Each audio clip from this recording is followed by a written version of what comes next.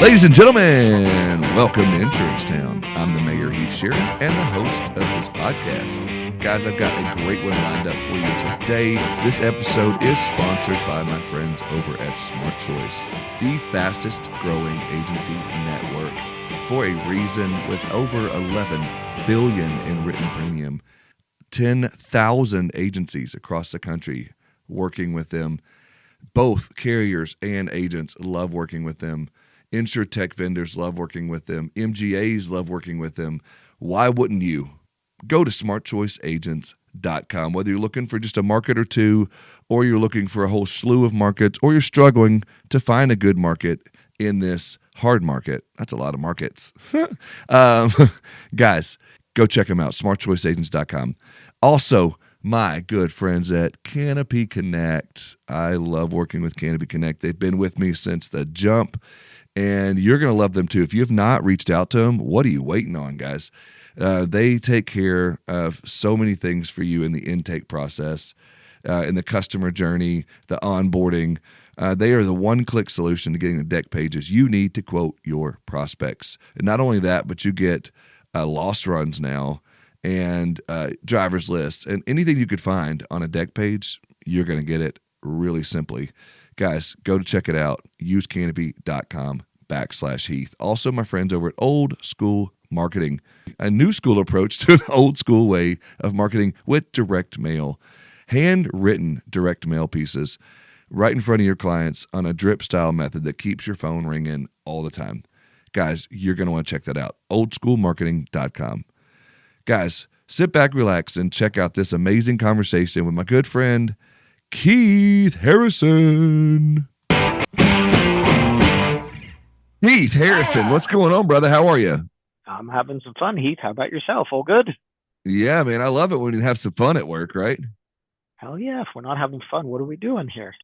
100%, man. That's exactly how I try to live my life, man. And if you're doing what you love every day, then what is that saying? If you do what you love, then you never work another day in your life. Never work a day in your life. That's the one. I get to press buttons all day and speak to people and have fun. Similar to yourself, right?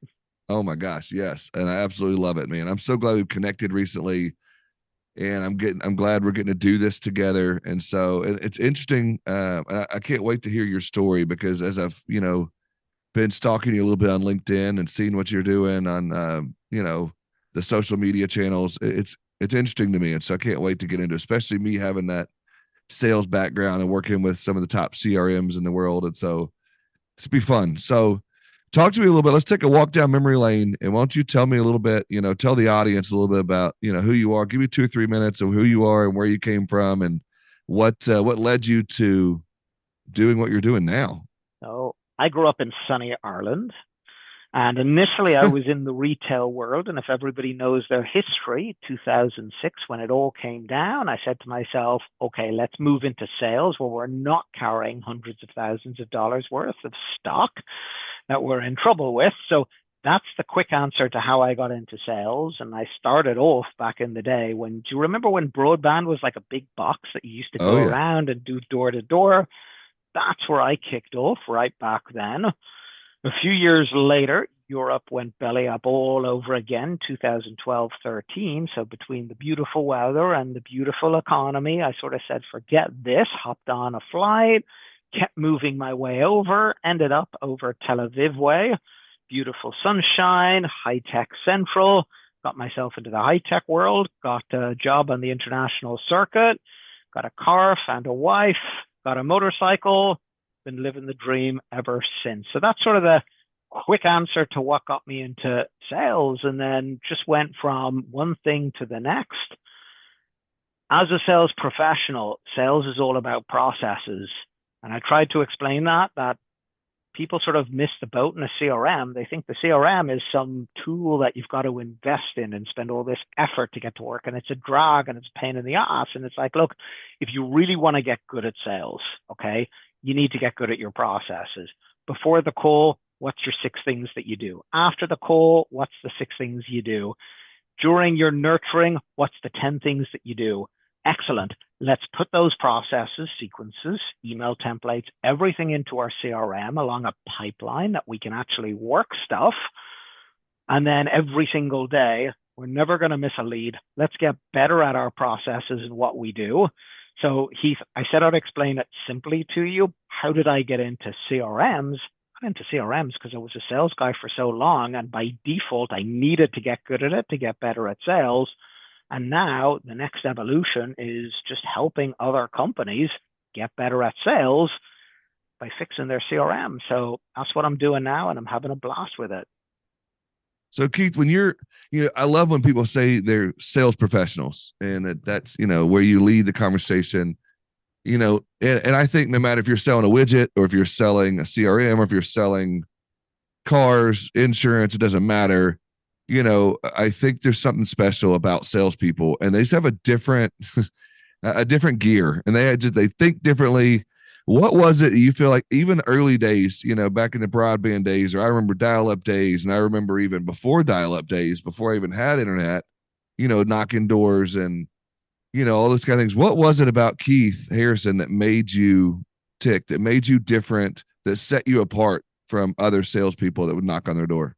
That when we used to turn up to an area back in the day, and we had 100 houses to go knocking on, they used to explain to us that today we're going to play a game of hide and seek.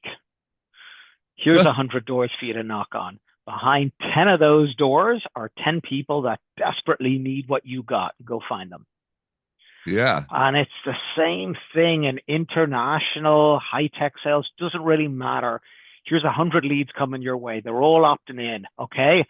10 of them desperately need what you've got, and they're in pain. Your job, go find the ones that actually need your help and help them. And if you go into this with that mentality, you're going to love this profession. So I love the game of hide and seek. I think that's so, just simply put, I don't know if you have kids. I got 3 kids. I played hide and seek with all of them.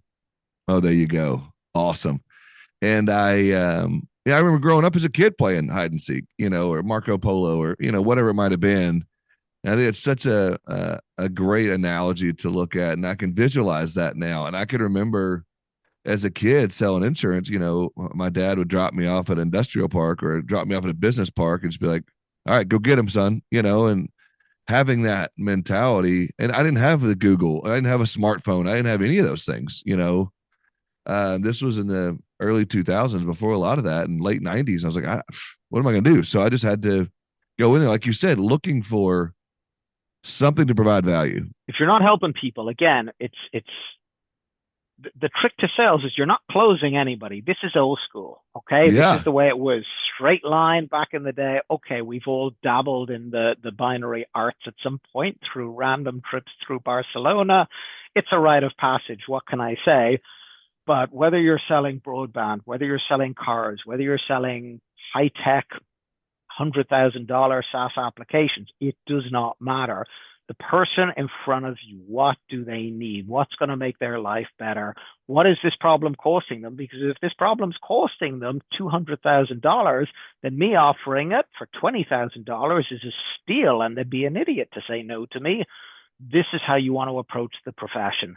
How can you help the other guy in front of you? Is there some certain line of questionings that you would work through, or is there a certain way that you would identify some of those needs? As my dad always had a fact finder, so to speak, where he would give me certain questions to ask, sort of a script when I was in my early 20s, because I didn't know. This is before the gray beard, and this is before all the experience. Was there some 100%? Like, I'm not going to sit here and pretend that you just magically have conversations. Look, we're right. trained to have conversations. I've gone through corporate training like the Sandler system, and then I've gone through more of the coaching elements where it's that codex type of thing. But ultimately, there is a flow. You're setting the frame earlier on with a teeny tiny bit of rapport. Then you're going into discovery. Okay, what am I looking to discover? I'm looking to discover what is the problem that they have. What is the cost of that problem, pain point, and what is the impact, the result of that pain. Now, this is what I'm looking for. And yeah, depending on what offer I'm on, I'm going to tweak my questions, and I'm looking to find out, can I help this person solve their problem more than the cost of their problem? Because if I can't, they are going to hit me with an objection the second I drop the price. If I can, then I know, let's keep going with the conversation. We've got a buyer on our hands. So every part of this, Keith, is mapped out, planned out. I've been doing it a little bit more than 6 months. And I'm quite open about what I do. Like, I wear the I'm a sales guy badge with honor, with pride, and I love it. But I'm not going to fleece someone. If I can help someone, I'm going to close them. If it's not a good fit, I'm going to look them in the eye and say, you know what? This is not a good fit for you. But if you know anybody else, send them my way. And 9 times out of 10, you'll get referrals when people feel that you've been honest with them.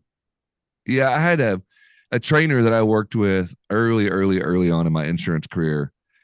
And one day he was just like, hey, we start off, you just come with me out in the field and watch what I do. And one of the things he led with, I thought was super interesting because it was just so simple and easy, but he would walk in and I believed with all his heart, it was a genuine statement, but he would say, you know what? I'm a sales guy, but I'm not here to sell you anything today.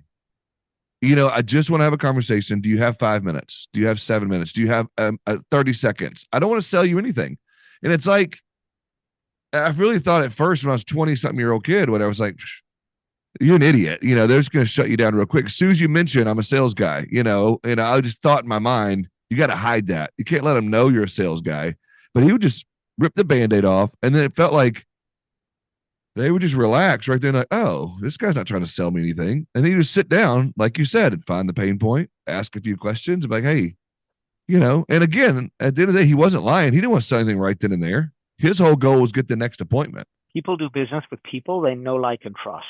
100%. If you can't get them to know, like, and trust you in the first, they say 10 minutes, but I'm going to say in the first couple, like 20, 30 seconds, rapport straight away, frame. If you can't get them in that place where you're the trusted advisor here to help them and they genuinely believe that, you're going to play an uphill game for the rest of the conversation. So it's a skill, like, no doubt about it. It's a skill, but hell yeah, this is what you got to do. Yeah, I think that's awesome. And I love that, you have, been, like you said, a sales professional, and you figured out that pretty quickly that, yes, you can have the conversation and you're good at that. I'm good at that. A lot of the people listening to this show are, but there's so much they've proven within the follow-up and within the next steps and within, because again, so many, and I'm talking to insurance agents right now, but you could plug in any widget. They go in with what we call commission breath, or they'll go in with that desperation, and people could smell that a mile away. They say dogs can smell it and bees can smell the fear, but people can smell that too, right? Never, ever, ever, ever go in looking to make the sale. You go in looking to follow your sales processes. There's a big difference psychologically. If you follow your sales processes, the numbers will tell the story. If you're a 20% closer, your job is to make sure that you have 30 calls on your calendar this week. Right. If your goal is to close 6, and if there's not 30 calls on the calendar, you better look in your lead flow and start making calls and start sending emails. Once you get 30 book calls on your calendar, then you can kick back, relax, and just follow your processes. That's pretty much the numbers game. And then the second phase of the numbers game is, okay, look at your processes and how can we make them better? But yeah, don't think about the close itself. Think about the process you're going through. Yeah, I love that you said that, because one of the things I hear a lot as I talk to people is the excuses of, well, I'm not a good closer. I don't like doing the hard sell. I don't like doing these things. Why not, Heath? Why not? It's either, I feel like it's either inbred and like it's in them, like they have that, or they follow a process that gets it there. It's no good giving someone a technology without the processes to go with it. So I'll give them the bill that they ask for, and I'll sneak in the training when nobody's looking. So technically I am a sales trainer, but instead of you coming for a session with me and learning just about your sales speaking and your script and that, I'm giving you, okay, this is your before the call process. This is your after the call process. This is your 60-day nurture process. This is your pipeline. We're going to move the people along the pipeline. These are your lost reasons. When you lose a deal, you're going to put down why the deal was lost. And Heath, why do you think I'm pointing this out specifically? Because if I can see that you've lost 20 of your deals based on a money objection or based on budget, let's call it, I know that you're struggling with budget objections. And next Monday morning, I'm going to come prepared with budget training objections on the weekly meeting, and then I'm going to watch your lost reasons. So the CRM tells a story, and it's sales coaching, but I just track the sales coaching on my systems. I hope that makes sense. Yeah, and I going back to that example, I think one, yes, they're struggling with a budget issue, but it also tells me, that story tells me that they're leading with price. They're leading with budget instead of value. I don't even need to review the sales call. From the notes and the lost reason, I can reverse engineer what's going down. It was a one call lost because of budget, or it was a 2-week follow-up process, lost budget. It tells a different story. The 2-week, the person kind of wanted to, but it was pure price. So I know the guy was just, you get this, you get that, you get the other. He never addressed the value. Okay. I can tell you that before even reviewing the call. And if it was a one caller, again, like you just said, one call lost, then he was probably going with price first. Yeah. And that's in any industry, again, in the insurance industry right now, we're in a tough market. And I think that's any industry right now. I mean, just leading with price, whether you're in a hard market, soft market, challenging market, whatever it is, I think that's never a good way to go. And I think speaking to those salespeople, they always want to continue to lead with that price. And I continue to preach on stage or continue to talk on this website or this podcast about leading with value, leading with helping other people to meet those challenges head on and face those challenges. To put it straight to them, like, are you here to get the lowest possible insurance, or do you want to get insurance that if something happens, you're actually covered? And let them tell you. If they say the lowest possible price, you know that's what they want. If they turn around and say, well, I want to be covered, wonderful. Now, like you said, you're leading with value, Heath, but you're letting them tell you the value point, the pain point that's important to them, and that you can offer. Well, we can do that at a much better price than anybody else. Is that what you're looking for? Now it's a value, and I'm closing it with the price. So again, this is, I mean, when we talk about sales, you and I spoke before this conversation, and we both said, hey, we're sales guys here. You've really got to be able to have conversations with people and stop pitching. Just ask them the simple questions. Hey, what do you need? What's the problem? How can I help? And listen. Yeah, and I think when you come from that approach, surprisingly to a lot of people, not to me and you or to some other salespeople on this call, but people are open to that. People want that because, you know, at the end of the day, if you're calling, you know, if Keith, if you're calling this business person and wanting to get their insurance, the likelihood, you know, is that they've probably had 14 other calls this week of somebody wants to quote their insurance. People love to buy, but they hate to be sold to. So they're more than happy to buy from me. And I'm more than happy to give them everything they need so that they can buy from me. And I think you mentioned before about, you know, people being afraid to be a closer. I'm not a good, well, don't try and close. Just make it so stupid for them that they can't possibly not say, well, give it to me. Of course I want it. Like, that's what we're doing here, Heath. 100%. And so now, you know, you've got the door open, you've got an appointment, things are going well there as far as that goes. You've even gone on your second appointment, you know, or you've talked to them even more. You've had a follow-up conversation with them. What is Coach K or, you know, Keith's, you know, suggestions as far as follow-up? Okay. Bottom shelf elementary, keeping it simple. I typically have an 11 touch point follow-up process, standard. Now, this moves around quite a bit, but straight after the call, I'm expecting what are the next steps. So I want to set an actual date. Okay, so let's follow up in 2 days. So if it's not a one call close, then when are we? going to meet up to decide if we are or not moving forwards. None of this, let's think about it. Well, think about it. How long? How long do you need?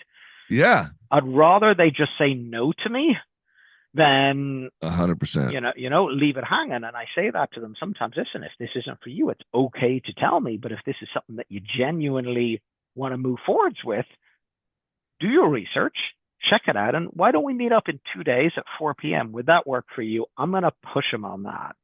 Right. Or the old, like, I need to talk to my spouse or my business partner about it. Okay, well, when will we be able to talk to them? Exactly. So it's not just an open-ended follow-up. It's usually very precise. Like if there's a reason I can't get them to commit, whether it's a commit yes or a commit no, then I'll put them into that follow-up. But I will push for a commit no, Heath, to be completely honest with you. I'd rather they say no to me than make me push. So I am going to do quite a bit of objection handling.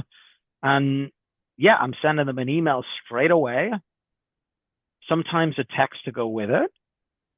Day 2 morning, they're going to get a small little email and or SMS, depending on the offer and the kind of people that I'm working with.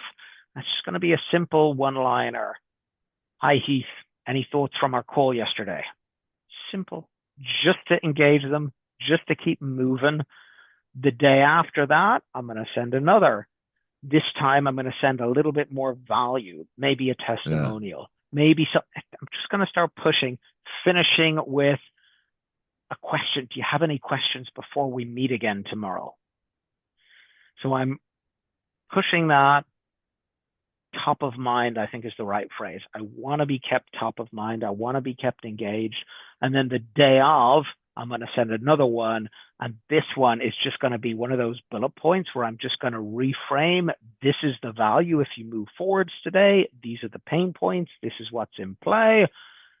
We'll hop on that call today and together we'll decide yes or no. I always give people an out when you're coming on a call with me. So you'll have the choice if you want to move forwards or not.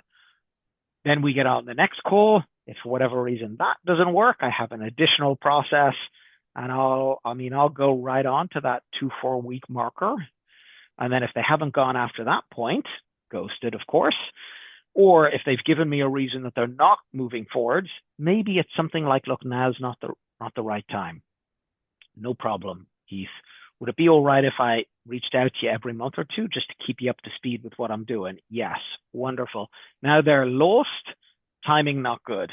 And I have a sequence for lost, timing not good. Every month, something goes out, keep them engaged. 1 or 2 usually come into me every other week. So again, this is sales processes.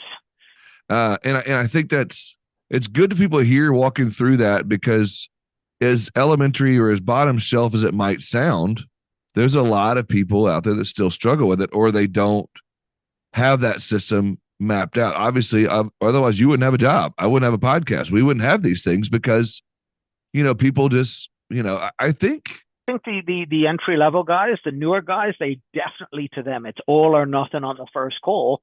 But when you get a little bit more experience and you understand the concept of a pipeline, and you understand what a pipeline is all about, you've got your direct pipeline, that's the new leads coming in. You've got your referral pipeline. You've got your personal pipeline that you should be working. So it's about working these pipes.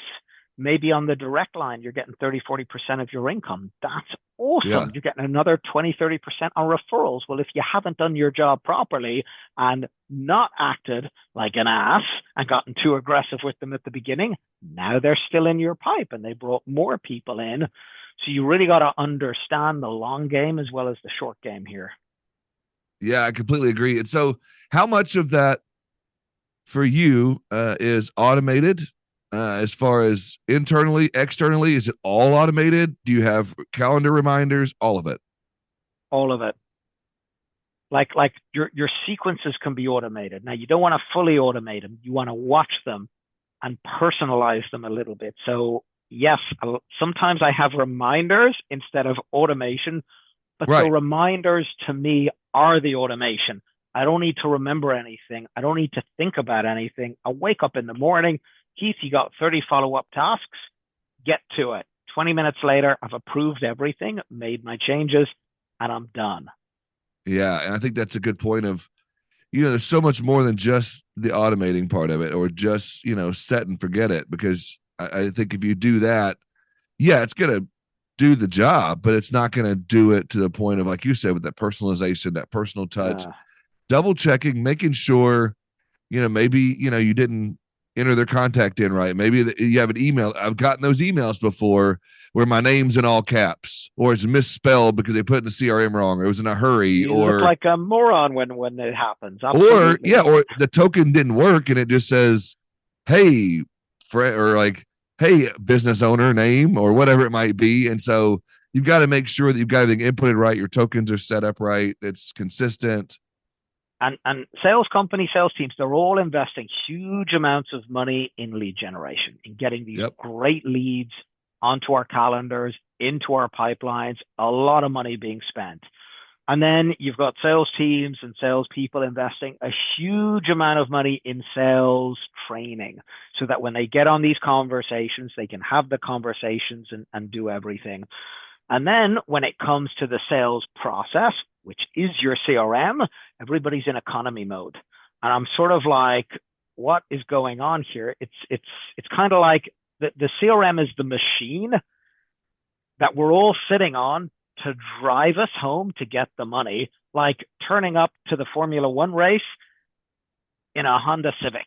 It's like, yes, it's got 4 wheels and a steering wheel. Yes, you can go around the track.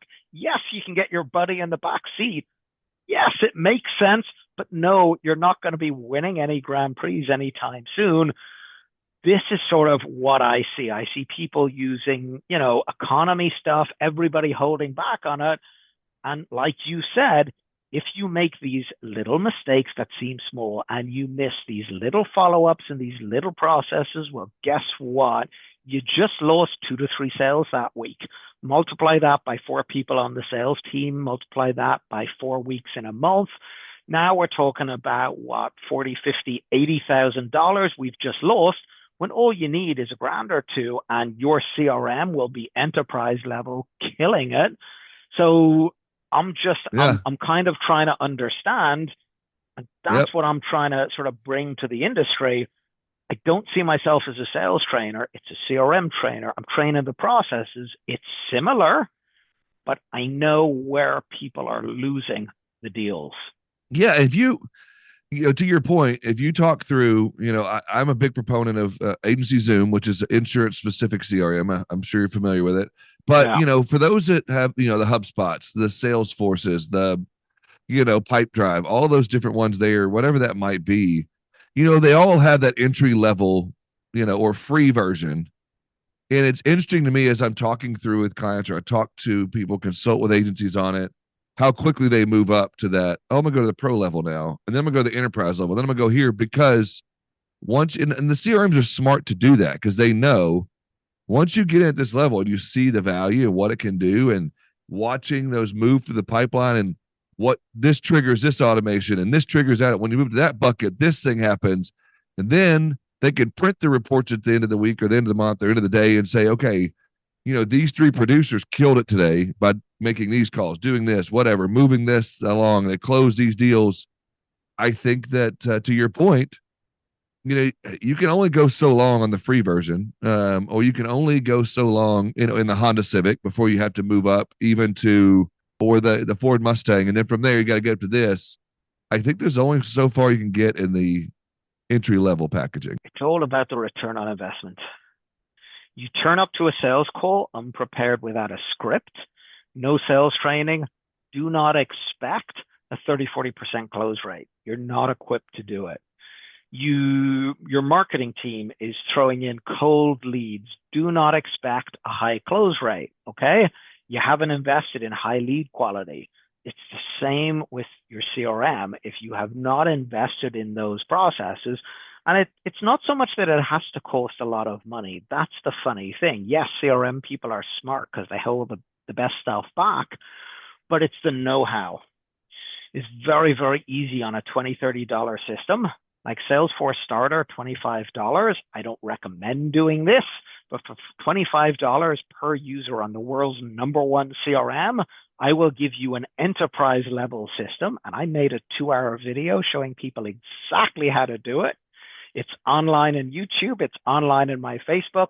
So you can do these things once you know what you're doing without having to upgrade, in the same way that back to our Honda Civic. I mean, I don't have to get a Formula One car for a couple million. I could just swap out the engine for, I don't know, V12. And is it perfect? No, but Right. now I can do some damage. 100%, 100%. And so, one of the things I wanted to get into just for a minute before, and then I want you to talk a little bit more about what you guys are doing over there, or what you're doing with CRMs and helping people. You brought up a good point. We talked about buying leads. We talked about, people that, build their pipeline with cold leads and whatnot. What's your best piece of advice? Because I've had this conversation a couple times lately on warming up a cold lead or warming up a lead list that you bought. If you're pulling them from a reason, so insurance, business insurance people, we're calling them up. We know they have business insurance. We know they pay for them, and we know they have a problem. Right. And if I'm going to cold call that list, like, again, pick up the phone. Hi, Heath. How you getting on? It's Keith here. Obviously, they're going to wonder, who the hell is Keith? Okay, look, I'm going to level with you. It's cold call, but give me 30 seconds. Let me give you a quick overview. You don't like what you hear, you can slam the phone down. What do you say? Yeah. Something like that to get a little laugh out of them. We don't want to start off with, hi, I'm calling from this person to sell. I'm a person. I'm doing what I'm doing. It's cold call, but you know what? Maybe I can knock 100%, 50% off your insurance. Is that not worth 30 seconds to hear me out? They say no, fine. But I bet you something, Heath, 4 in 10 people are going to be cool with that 30 seconds. Yeah, I think you're right. So this is more of that's the sale. And obviously, if it's a cold list, emails, if that's what you were getting at, I let marketing worry about that kind of thing. There you go. No, I appreciate that. I just, I was interested to see from, because CRMs is more than sales. It's a lot of marketing built into the CRM. So I was just interested to see on your part of that. So tell me a little bit as we wrap up here in a minute, about your company. If someone, what you guys do, if someone to get in touch with you, take the floor for a little bit. Just kind of. I'm cool with that, leading off from what you just said. CS closers, CRMs for closers. We build CRMs for sales. So it's not coffees for closers. It's correct. It's CRMs for closers, because I'm building CRMs that people can use to close more deals. Like, it's really simple to the point. Yes, we equip marketers if they need to be up and running. I got a separate team for that. My focus is on the sales team, which is why I was like, I don't know anything about email marketing. Now I do, but for this conversation, I don't know. I got you. And realistically, if there's any sales teams out there watching this, anybody who wants to know, how can I get better at sales? How can I increase my show rates? Well, that's a process. How can I close more deals because I'm not losing leads? That's a process. How can I build a better pipeline and move people through it better? Again, these are all processes. I do have a Facebook group. I do have a LinkedIn group, so you can find me, Keith Harrison, Coach K on Facebook. I'm going to drop a link with you, Heath, if you want to share it on over. And I have YouTube as well, CF Closers up there. And ultimately, just go to the website, cfclosers.com. There you'll find everything that you need. My go-to is, if you have a small question, go to social media. But if you're running a sales team and you've got 10, 20, 30,000 a month in cash flow, and you're not operating on a high-level CRM, and I know companies at 50, 100,000 that are pulling off spreadsheets, which is insane, but there you go. Book a call with me, and in 45 minutes, I'll give you a roadmap to show you what you can be doing. We're looking at those numbers, and I'll be straight with you. You're probably losing 10, 20,000 a month, and this is where it is. You want to go fix it yourself, or you want me to fix it for you, but that's the fix that you need to do. Yeah. That's what an assessment call or a strategy call, when people speak to me, I'll show them straight away what the problems are, and I'm not building CRMs for fun.